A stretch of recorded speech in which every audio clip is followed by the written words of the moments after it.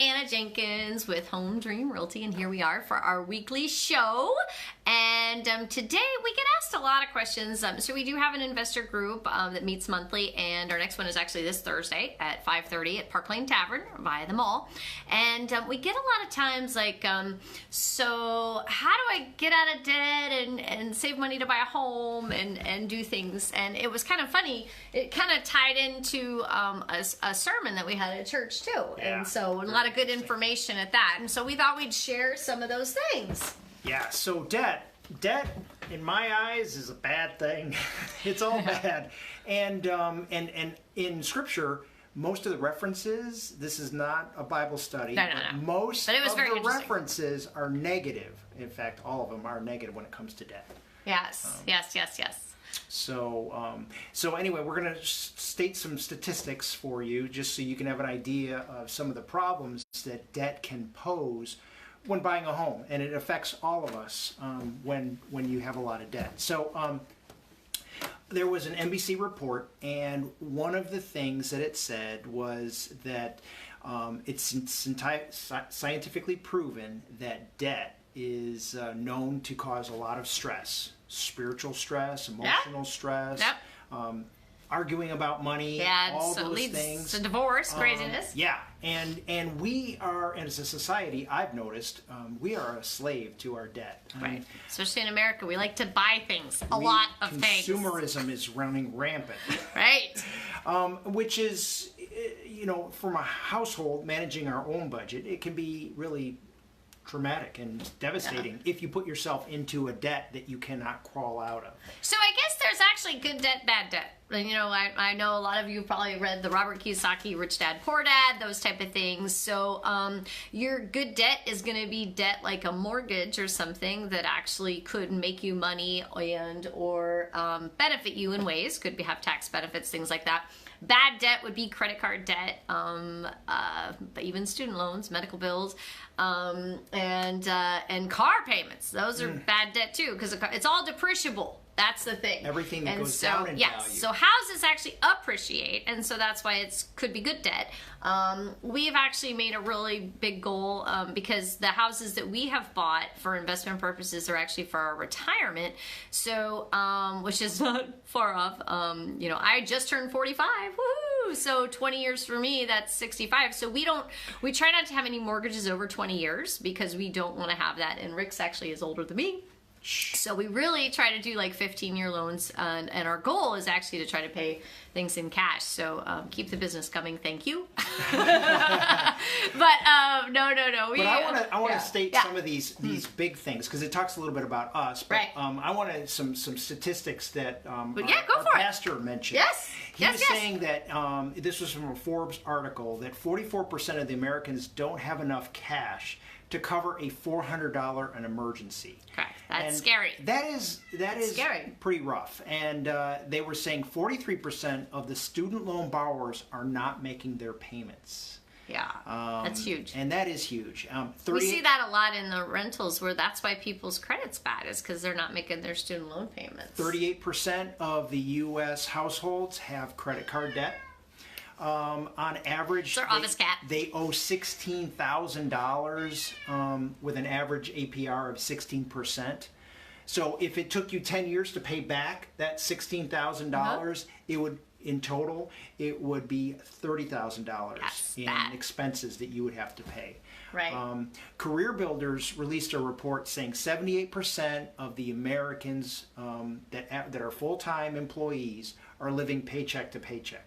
They don't have enough savings to go any further. So if you lost your job, not a good thing. There's no safety net. Right. They also said it's 3% worse. So it's increased, actually, living paycheck to paycheck from 2016 to 2017. Wow. So, that's big.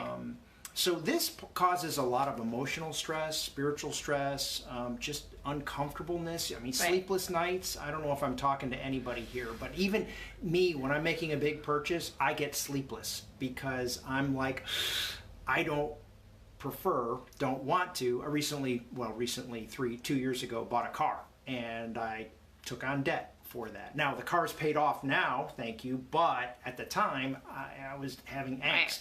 And some of you who know me, I was driving around in my 18-year-old car for the longest period of time because that thing was paid off. Yeah. So living below your means, to me, that would be the advice that I would give to. The other thing is, and I know people who know this, we're pretty crazy investors. We don't actually bring on a debt unless we know that we're able to pay for it some other way. And so that's kind of like how, because both of our cars are paid for. And so when we bought the RV this year, we had to make sure we had a way to pay for it. So, and anyone can do this crazy idea that we did. We had a 3-bedroom, 2-bath house, and we don't need all 3 bedrooms. So we rented out a room to pay for the RV. And other people can definitely do that. There's a need for low income, rentals and things. The people less just cost rentals. less cost. That's what I mean. Term. Yeah, short term. Yeah, we do it short term to see if we can live with them. And because we want a certain type of clean person. Yeah, so we do 3-month rentals, but that could be an option too of possibly renting out a room in your home to take care of some debt and to get some things paid off quickly. Definitely we have the ability, since we have property management, that we can do background checks and screening, so that does make it a little bit easier for us. But I don't know if there's ways to do that online or not, but we definitely check them out. I will say that there is a couple ways in which people had asked me advice on, like, how do I start tackling it? It just seems like it's the debt, insurmountable. tackling the debt. And so I've heard of it described as a debt snowball, like it just keeps growing. There's just more things it encompasses. And this is my suggestion. Make a list of all the debt that you have. Focus on, go to smallest to largest. And focus on the smallest one and pay the minimum on all the other items, but pay off that first one. And just keep building it up. Work up the next one that you owe money to. Pay that one off, and just work up to the higher level ones so that you can be in more control of your debt. And your credit score will improve as a result of it. Yes, it will.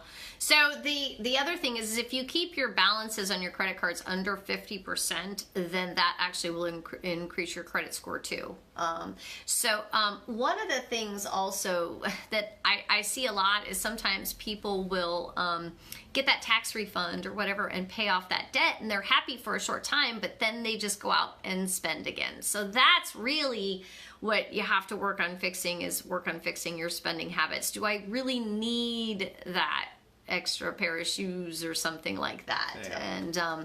And we make it really easy in our economy because of credit cards, and so that makes things really easy, but we got to try to just rein that in. Yes, rein it exactly. in. And look for ways to, if you can live frugally now, it will just provide you so much peace as you get older, because I know you enjoy going to Starbucks, and nothing against Starbucks company, but that's just $5 that could go to every something day else. Yeah. Or running into the convenience store. Mm-hmm. I know several people that they get gas and they go get a big Slurpee or whatever it is, and it's only $2 or $3 or whatever. All adds up. It all adds up, folks. And so focus on kind of your spending habits. If you can not go out to dinner or not go out to eat as often, that's another way to cut back. Cutting the cable cord. If you can just go with the internet and not stream everything. That's what the millennials are doing. They figured it out. But those are some of the things that I might suggest, just looking at your finances and where your debt is, and that will then, as you're paying things off, that will then focus on the big stuff. But like Anna was saying, owning a home is, I'll call it good debt. But if you can pay that off a little bit more towards your principal, always add extra every month. Add extra to just anything. a little bit. Yeah, whether it's $25, whether it's you've stopped going to Starbucks for every day, so you send that $25 towards paying off that principal sooner, because the sooner you pay that off, you'll have less stress. You'll be able to enjoy sleep-filled nights, and you'll be in perfect harmony. And I just think it's the best way to go. Just live below your means. Definitely. And this is another thing too, though, if you have high credit card debt, though, choose to put more money towards your credit cards, because 18% interest is a whole lot higher than the 5% or less that we have on houses right now. So definitely put a little towards your house, but put more towards those credit cards. Pay them off every month if you can, and make that happen. Make some progress, slow, sure steps. That's all it takes. Hopefully this helps, and you can join us every week. You can send us questions for us to answer. We actually just kind of take random questions that people ask us too, but you can always definitely send us questions here. You can comment, give us some thumbs up, and just know that we're here to help. We have we do both sales, property management, rentals, investing, and we do have our investor group this Thursday at 5:30 at Park Lane Tavern. Yes, definitely. See you there. Bye-bye.